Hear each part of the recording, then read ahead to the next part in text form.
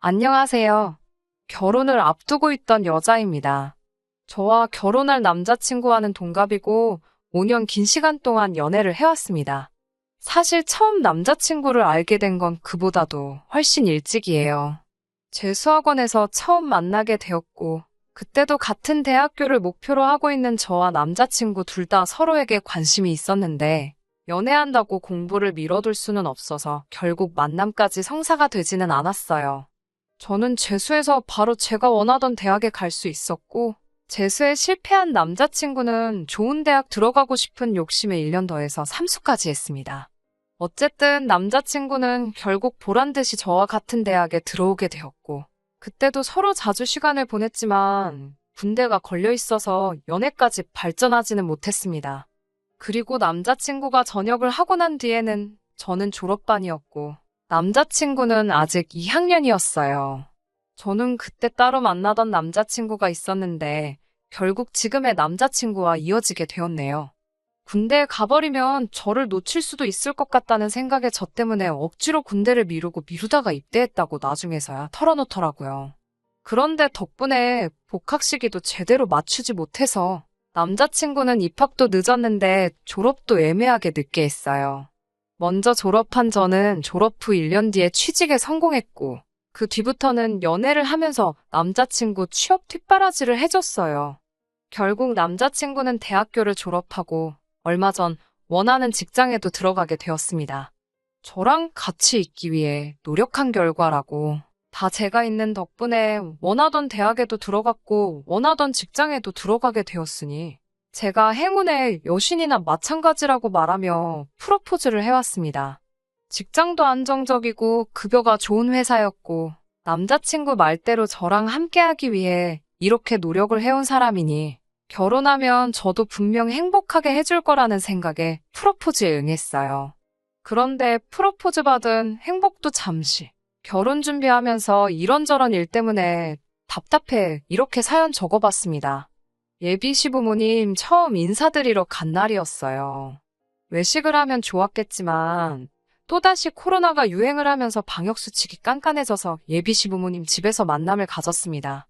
식사가 끝나고 어색한 분위기가 이어지는 가운데 텔레비전에서 요즘 하고 있는 사극 재방송이 나오더라고요. 낯가림 때문에 어색했던 상황인지라 다들 텔레비전만 보면서 시간 보내고 있었는데 아버님께서 저것 좀 보라고 여자가 탐욕스러우니 자식이 아버지 알기를 우습게 알고 형제끼리 칼부림을 하는 게 아니겠냐는 말을 하면서 예로부터 여자가 져줘야지 평화롭고 남자가 잘 된다는 이야기를 하시더라고요. 암탉이 울면 집이 무너진다는 말이 괜히 있는 게 아니라고 하면서 엄청 재밌는 말을 하신 것 마냥 혼자 껄껄 웃으셨어요.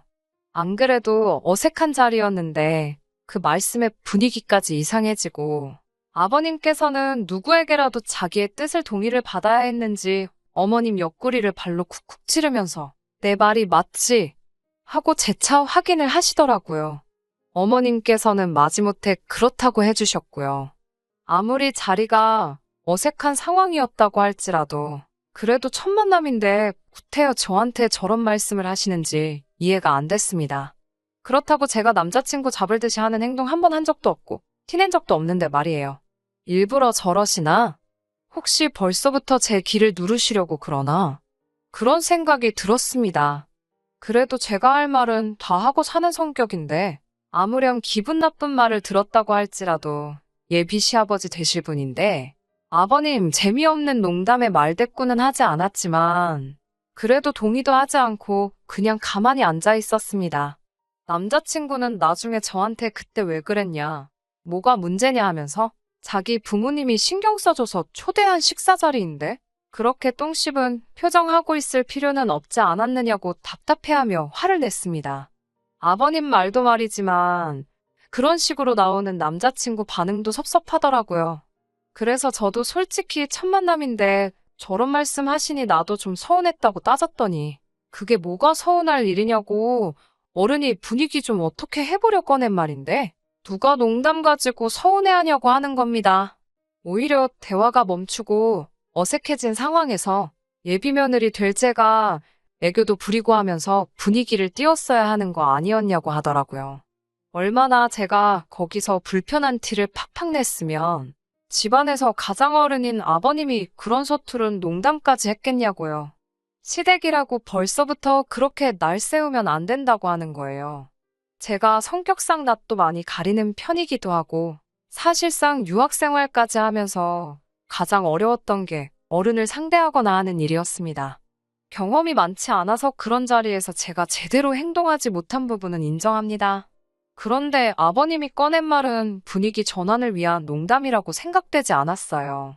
그리고 아무리 제가 며느리 될 자식뻘 같은 존재일지라도 그 자리에서 제가 애교 부리며 분위기를 전환시켜야 된다는 건 아무래도 이해가 가지 않았습니다.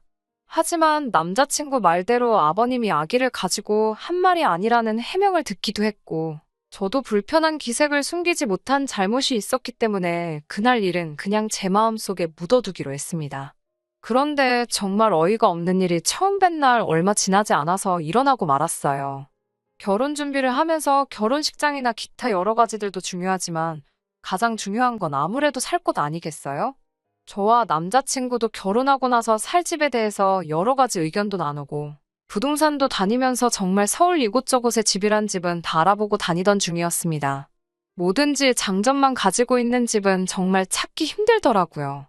비교적 신축의 집값까지 적당한 곳은 위치가 참 애매해서 대중교통 타기도 번거롭고 회사에서도 멀었고요. 반대로 위치가 마음에 드는 곳은 마음에 드는 만큼 아파트가 구축이기도 하고 주차장 문제도 있었어요. 모든 걸 다 만족시켜줄 만한 집은 가격이 문제였고요. 신혼집 구하게 되면서 예비시댁에서도 어느 정도의 지원금을 마련해 주셨고 대출도 당연히 받을 계획이지만 10억이 넘어가는 집을 구할 방법은 없어 보였습니다. 결국 후보는 두 군데로 좁혀지게 되었어요. 출퇴근 위치도 좋고 재개발 예정지이긴 하지만 작은 집을 구하느냐 아니면 서울 근교 서부권이나 동부권 신도시에서 시작을 하느냐로요. 집을 알아보는 동안 마침 남자친구가 지내고 있던 월세 자취방이 계약이 끝나게 되면서 제가 전세로 살고 있는 원룸의 거실이 딸린 자취방으로 들어와 함께 지내고 있었습니다. 명절을 앞두고 있는 상황이었는데 남자친구가 집에는 안 가보느냐고 물어보더라고요. 저는 당연히 저희 부모님 집을 이야기하는 건 줄 알고 코로나가 유행이기도 하고 엄마가 몸이 약한 편이라 괜히 걱정이 돼서 올해는 안 갈 생각이라는 말을 했습니다. 그런데 남자친구가 너네 집 말고 우리 집 말하는 거라고 하더라고요. 아무리 결혼을 약속한 사이지만 아직 결혼도 하기 전인데 친척들이 다 모인다는 시댁에 제가 왜 가야 하는지도 모르겠고 또 제가 친정에 가지 않는 이유 중에 하나가 괜히 사람 많은 곳 다녀왔다가 코로나라도 걸릴까 봐인데 정말로 만에 하나 그렇게 된다면 건강 상하고 같이 있던 사람들 불편하고 그게 무슨 난리겠어요? 그래서 그 두 가지 이유를 대고 가지 않겠다고 했습니다. 그러니까 남자친구가 아직 결혼을 안 했다고 한들 올해면 우리도 부부가 될 텐데 며느리가 명절을 빠지면 쓰냐는 식으로 이야기를 계속 하더라고요. 연애할 때는 고집 한번 부린 적 없던 남잔데 요 근래 들어 결혼 준비하면서 왜 이렇게 고집이 세졌나 싶더라고요. 저는 어쨌든 갈 생각 없다고 가려거든 너 혼자 다녀오고 혹시 모르니까 이 집으로 다시 오기 전에도 병원 들려서 신속검사라도 받고 오라고 말했습니다. 제 말에 입이 대빨 나와서 툴툴대고 그날은 무슨 말 한마디만 해도 틱틱거리면서 있더라고요. 한 번쯤 져줄까 하는 생각도 들었는데 제가 명절에 저희 부모님 찾아뵙지도 않은데 예비시댁이라고 다녀오기도 싫었고 거기 가봐야 명절 준비하느라고 일만 하지 않겠나 하는 생각에 끝까지 거절했어요. 남자친구는 거기서 또 왜 명절 준비 이야기가 나오냐고 어디서 뭘 보고 다니길래 그렇게 시댁일이라면 날 세워서 싸움을 만드냐는 듯이 말을 하더라고요. 세상 모든 시댁이 시월드가 아니라고 인터넷 속 이야기는 전부 다 사람들 관심 끌기 위해 지어내는 말이라고 하더라고요. 정말 짜증이 났어요. 저는 정말 가야 할 이유를 모르겠어서 가지 않는 거고 몸 생각하느라 못 가는 것도 있는데 남자친구는 자꾸 제가 시댁과 거리 두고 싶어 하고 시댁일이라면 그저 싫어서 그런다는 식으로 말을 하니까요. 원래는 저녁마다 인터넷으로 아파트 알아보고 신혼집 인테리어며 가전제품 같은 거 같이 찾아보는 게 일상이었는데 한동안은 그런 것도 안 하고 밥만 같이 먹고 말은 서로 하는 둥 마는 둥 하고 지냈죠. 그리고 그렇게 명절날이 되었습니다.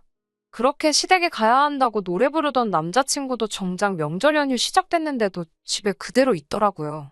저도 그렇고 남자친구도 회사를 안 가니 집에 하루 종일 붙어 있어야 되는데 서로 말 한마디도 안 하고 있기도 그렇고 그렇다고 방 한 개짜리 좁아터진 집인데 분리된 공간도 방 말고는 따로 없고 불편하게 있어서 뭐 하겠냐는 생각에 영화나 한 편 같이 보자는 생각으로 제가 먼저 말을 건넸습니다. 남자친구는 대꾸를 하는 둥 마는 둥 있다가 같이 영화를 보기 시작했어요. 한참 영화를 보고 있는데 남자친구한테 전화가 오더라고요. 전화 받고는 혼자 말도 없이 신발 신고 밖으로 쑥 나가길래 뭐에 저렇게 삐져가지고 저러나. 먼저 화해하자고 나선 제가 바보 같다는 생각을 했어요. 그런데 남자친구가 5분도 안 있어서 다시 집으로 들어왔는데 혼자 온 게 아니더라고요. 시부모님이 저희 집으로 따라 들어오시더라고요. 저는 이 집에 올 거라고 생각도 못한 두 분이 오시니 정말 깜짝 놀랐죠.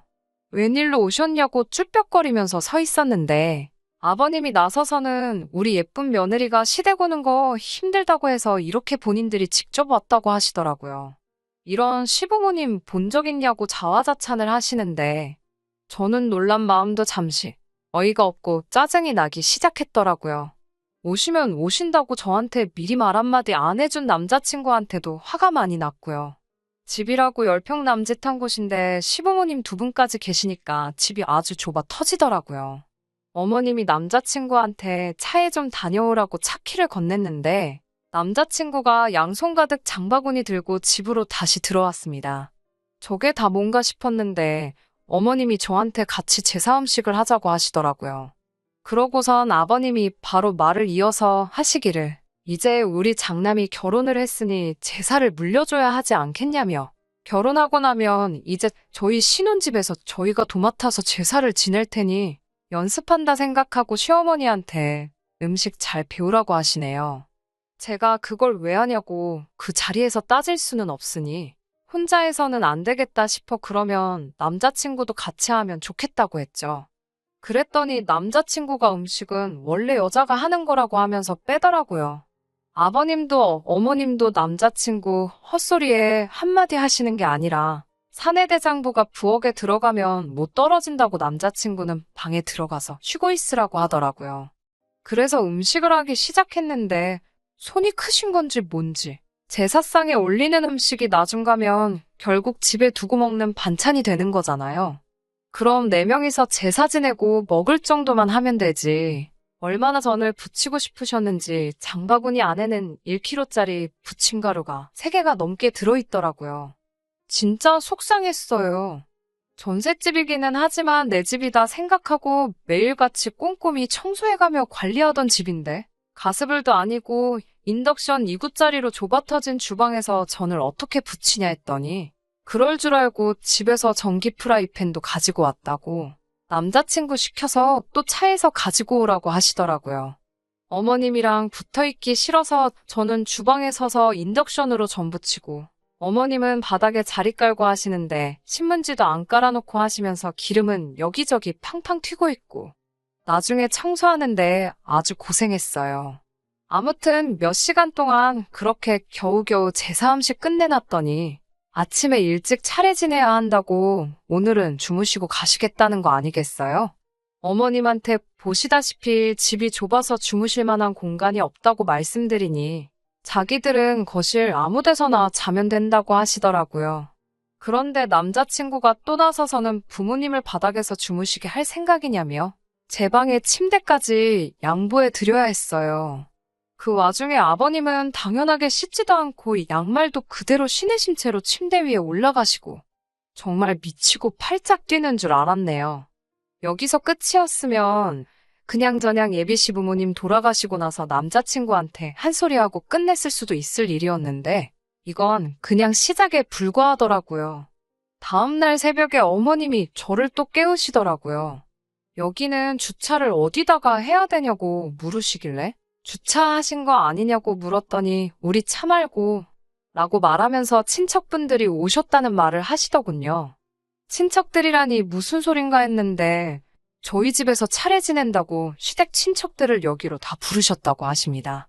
그 소리에 이건 또 무슨 일인가 싶어서 또 표정 관리를 못했나 봐요. 그랬더니 아버님이 옆에서 저한테 겸사겸사 우리 예비 며느리 소개도 하고 자랑도 하고 싶으셨다고, 결혼하기 전에 친척들한테 얼굴 한 번씩 비추고 인사 한 번 드려야 되는데 겸사겸사 한 번에 하게 되었으니 저한테는 번거로울 것 없어 좋은 일 아니겠냐고, 이렇게 며느리 챙겨주는 시부모가 또 어딨겠냐며 노스레를 떠는데, 솔직히 예비 시부모님만 아니었으면 진짜 주먹이라도 나갈 뻔했어요. 그 시점부터 정말 온갖 시댁 친척들이 하나둘씩 집안으로 들어오는데 써있을 자리도 없을 정도로 정신이 없더라고요. 차례 끝나고 나니 상 차려놓고 밥 먹을 자리는 안 나오니까 전날에 정말 그렇게 많이 부친 전들 다 비닐봉지에 담아서 한 봉지씩 손에 쥐어주고 보내는데 정작 전 부친 건 거의 저 혼자 다 한 것 같은데 저희가 먹을 건 하나도 없었습니다. 남편은 그 와중에 친척 형들하고 술 한잔 마시고 온다고 밖으로 나가고 십수명의 사람들이 휩쓸고 간 저희 집은 엉망이 되었는데 치울 생각하니 한숨조차 안 나오더라고요. 그리고 혼자 신나서 술 잔뜩 처먹고 온 남자친구하고 정말 대판 싸웠어요. 이 좁아터진 집에 그 많은 사람을 부를 생각을 다 하냐고, 결혼 전이라 시댁 안 간다는 말에 삐져가지고는 무슨 사람 먹이려고 어디 작정하고 버린 일이냐고, 10년을 알아오고 5년간 연애한 그 사람하고 똑같은 사람이 맞냐, 사람이 갑자기 변한 거냐 아니면 여태껏 본성을 숨겼던 거냐, 정말 파혼까지 할 기세로 속에 담아두었던 말 전부 다 꺼내서 했습니다. 파혼 이야기까지 오가기 시작하니 그제서야 남자친구가 무릎을 꿇고 저한테 빌더군요.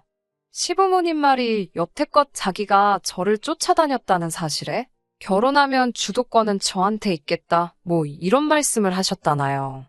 그래서 일부러 더 세게 나왔다고 합니다. 본심은 아니었다고요. 여태껏 제가 알던 사람으로 돌아올 테니 한 번만 용서해달라고 빌더라고요. 그놈의 정 때문인지 정말 자초지종 처음부터 끝까지 설명하고 싹싹 비는 모습에 마음이 약해져서 사과를 받아줬습니다. 그냥 받은 건 아니에요. 시부모님이 그렇게 나오셨다는 사실이 신경이 쓰였고 주도권 이야기로 뒤에서 남자친구를 조종했다는 사실은 용서가 되지 않았어요. 어차피 결혼하면 시부모님하고 사는 거 아니니까 적당히 할 도리만 하고 거리 두고 지내면 된다고 생각했죠. 얼마나 아니란 생각이었는지 참 후회가 되네요. 결혼하면 제사 물려받을 생각 없다, 혼인신고는 곧바로 하지 않고 지켜보다가 정말 약속들을 지키고 있는 것 같으면 그때 가서 하겠다고요. 당연히 시댁에 방문하는 건 남자친구 혼자서만 하기로 약속받았고, 신혼집의 경우에는 남자친구의 명의로 해주되 제가 모은 돈이나 친정지원금 한 푼 들이지 않기로 했어요. 친정지원금은 제가 따로 가지고 있다가 혼인신고 올리고 나면 그때가 돼서 남아있는 대출금을 갚든 어떻게든 집에 관련된 자금으로 쓸 테니 명의도 그때 가서 공동명의로 바꾸자고 했지요. 그렇게 폭풍 같은 날이 지나고 남자친구도 다시 원래 모습으로 돌아온 듯 했고, 그 이후로는 예비 시부모님과도 적당히 거리 두고 지내며 결혼 준비 관련된 부분에서만 전화로 이야기한다던가 하는 식으로 지내고 있었습니다. 그리고 결국 파혼하게 되었어요. 바로 얼마 전 이야기입니다. 남자친구가 그때쯤부터 약간 정신 빠져 있고 넋나간 사람처럼 지내고 있었어요. 평소랑 다른 모습에 걱정이 돼서 무슨 일 있냐고 물어봐도 아무 일 없다고만 대답하고 잠깐 괜찮은 척 하고 나서는 다시 또 축 처져 있더라고요. 안 좋은 일이 있겠다는 건 짐작하고 있었는데 이런 일인지는 상상도 못했네요. 휴일날이었는데 시부모님이 또 연락도 없이 저희 집으로 찾아오셨더라고요. 남자친구한테 무슨 일이냐고 따져 물을 새도 없이 들이닥치셔서는 저보고 돈을 내놓으라고 하시는 거예요. 갑자기 돈을 내놓으라니 무슨 일인가 싶었죠. 남자친구는 안색이 창백해져 있고 그제서야 모든 사실을 제게 말해주더라고요. 남자친구가 시댁에서 집 구하라고 지원해준 돈과 자기가 결혼자금으로 모아놓은 돈을 코인과 주식으로 날려먹었다고 합니다. 반토막이 났으면 차라리 괜찮았을 거예요. 그냥 그 돈이 전부 휴지 조각이 되어버렸다고 하더군요. 저도 정신이 아찔해져서 이게 무슨 일인가 정신이 없어 있는데 아버님이 여자 잘못 들여가지고 아주 집안 꼴을 말아먹는다고 성질을 부리시더라고요. 그게 왜 저 때문이냐고 하니까 남자친구가 하는 말이 가관이었습니다. 제가 좁은 집이 싫다고 했고 집을 자기 혼자서 구하라고 했다고 말하면서 그것 때문에 자기가 주식과 코인에 손을 댄 거 아니겠냐고. 따지고 보면 전부 다 제 잘못이라고 하는 거예요. 아버님도 한술 더 떠서 처음 봤을 때 자기가 말한 거 기억 안 나냐고. 여자가 탐욕적이라서 이 사단이 난 거 아니겠냐고 저한테 호통을 치시더라고요. 이래서 여자 말 듣지 말라고. 집안은 남자가 주도권을 잡아야 사는 거 아니겠냐고 하면서 내 욕심 때문에 이렇게 된 거. 당연히 우리는 우리 아들하고 저를 결혼시킬 생각 없고 너 때문에 큰 돈을 날렸으니 그 돈을 저보고 보상을 하라고 하는 거예요. 어이가 없어서 진짜. 그동안은 예비 시부모님이라 말을 아꼈지만 제가 먼저 파혼 이야기 꺼내기 전에 결혼시킬 생각 없다고 하셨으니 이제 예비 시부모님이 아니라 그냥 남이잖아요. 저도 더 이상 참을 거 없다고 생각해서 한마디 던졌습니다. 주제도 모르고 결혼을 해준다니 안 해준다니 말하지 말라고요. 그동안 제가 그쪽 아들 이끌어줘서 대학도 가고 좋은데 취직도 한 거 아니겠냐고. 알고 봤더니 아주 근본부터 못 써먹을 놈이었는데 그래도 어떻게 사람 구실하게 만들어놨더니 부모가 나서서 애를 다시 모질이 천치로 만들어 놓은 거 아니냐고. 그리고 저는 좁은 집에 살기 싫다고 한 적도 없고 이 좁아터진 원룸에 온 식구들 다 초대해서 그 소리 나오게 한 거 다 아줌마 아저씨 잘못 아니냐고 따졌어요. 자식 농사 잘못 지은 걸 왜 내 탓으로 하냐고. 이제는 결혼해달라고 빌어도 저도 할 생각 없으니 모자란 당신네 아들 데리고 꺼지라고 소리를 질렀어요. 아줌마 아저씨라고 부르는 게 뭐가 그렇게 열받았는지 부들부들대면서 벽을 주먹으로 내려치더라고요. 언성이 높아지고 하다 보니 이웃의 신고로 경찰까지 출동하고 아주 난리도 아니었습니다. 얼마 전 법원에 접근금지 가처분 신청을 보내놓은 게 인용 결정이 되어서 남자친구를 포함한 그 집 식구들 전부 제 근처에는 얼씬도 못하게 되었어요. 돈 문제야 당연히 자기가 날려먹은 건데 제가 어떻게 해줘야 할 이유도 없고요. 파혼하게 된다면 가부장적인 시부모님 때문에 하게 될 거라 생각했는데 결국 남자친구 본인의 손으로 뒤집어지게 되었네요. 만약 정말로 돈을 날렸다고 한들 저에게 솔직하게 말하고 처음부터 다시 시작했다고 말했으면 지금 살고 있는 좁아터진 제 전셋집에서라도 둘이 시작했을 수도 있었을 거예요. 그만큼 저도 그 사람에 대해서 진심이었고 정말 좋은 점만 보려고 했는데 차라리 이렇게 끝나버린 게 천만다행이라는 생각이 드네요. 부모님 말을 잘 듣는 것도 좋지만 스스로 판단하고 결정할 수 있는 사람이 되는 것도 중요하다고 생각합니다. 괜한 기싸움 하지 말고 서로 대화로 풀어나가는 것도 중요하다고 생각해요. 저는 결국 파혼하게 되었고 그동안 함께한 시간을 날리게 되었지만 남자친구도 그 시간과 더불어 여태 모아온 돈과 자기 부모님 재산까지 날려먹었으니 그걸로라도 위안 삼으려고요. 끝까지 들어주셔서 감사합니다. 오늘의 사연은 여기까지입니다. 구독과 좋아요, 알람 설정 부탁드리고 더 좋은 사연으로 다시 찾아뵙겠습니다. 감사합니다.